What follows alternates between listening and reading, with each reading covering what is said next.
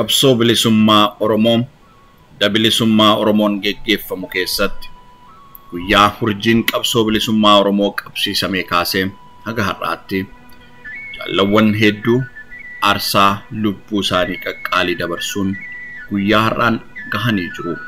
Qabsoo bilisummaa Oromoo keessatti rafattoonni qabsoo bilisummaa hawaasni Oromoo fi qabsaa'onni gameeyyii aarsaa isaan kaffalaa turan keessatti miseensonni adda bilisummaa Oromoo hedduun isaanii wareegama qabsoo guyyaa har'aa irra jirruuf aarsaa ta'anii darbaniiru.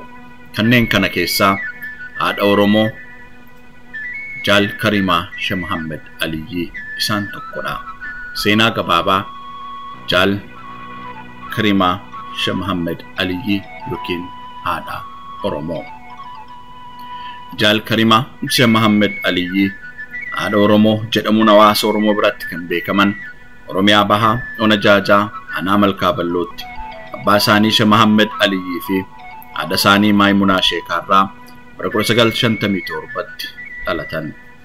Jaal Karimaan Malkaa Ballootti bakka dhaloota isaaniitti maatii isaanii waliin jireenya idilee akka qarree Oromoo tokkootti hawaasa naannoo isaanii waliin dabarsan. Umriin isaanii gaafa heerumaaf ga'u Haji Muhammad Muusaa waliin Oromiyaa Bahaa godina Harargee Lixaa magaalaa Baddeessaatti bultii ijaarrachuun abbaa warraa isaanii Haji Muhammad Muusaa waliin ijoollee 8 dubara 6 fi dhiira 2 horataniiru.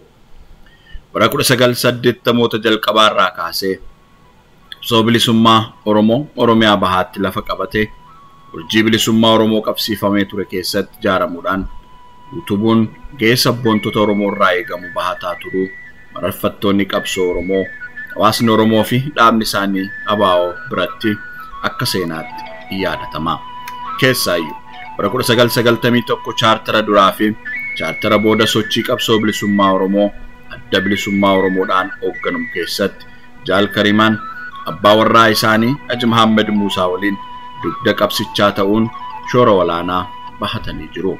Hawaasni Oromoo gumaacha qabsoo godhan irratti dabalataan hantummaa sabboonummaa isaaniif gargaarsa isaan hawaasa Oromoof godhaa turan irraa kan ka'e moggaasa Oromoo haadha Oromoo jedhu kennuurraa hanga ga'uutti jaalala qabsaa'otaa fi hawaasa Oromoo bal'aa horatan.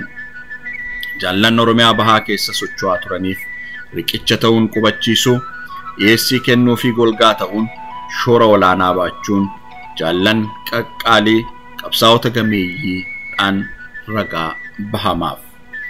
Duula hamaa miseensota ABO fi sabboontota Oromoo irratti bara 1999 banameen abbaan warraa isaanii Haji Muhammad Muusaa mootummaa abbaa hirree yeroo sanaan mana hidhaatti darbataman. Jaal Karimaan haala hamaa sana keessatti maatii isaanii qubachuun bakka bakkaatti lubbuu oolfachuuf tattaafatan. Haa ta'u malee mootummaan abbaa hirree qabeenya guddaa daldala meeshaa biyya alaa erguu fi galchuu yookiin export trade qaban hundaa saamee kasaaraa hamtuu keessa galche. Haala rakkisaa kana dandamatuu dadhabuun maatii isaanii fudhatanii gara biyya Keeniyaatti bara 1999 baqatan. Jaal Karimaan yookiin haati Oromoo biyya baqattummaa Keeniyaa keessatti hawaasa Oromoo waliin ijaaramanii qooda irraa eegamu baataa osoo jiranii carraa biyya sadaffaa argachuun bara 2001 biyya Kaanaadaa New Brunswick jedhamu qubatan.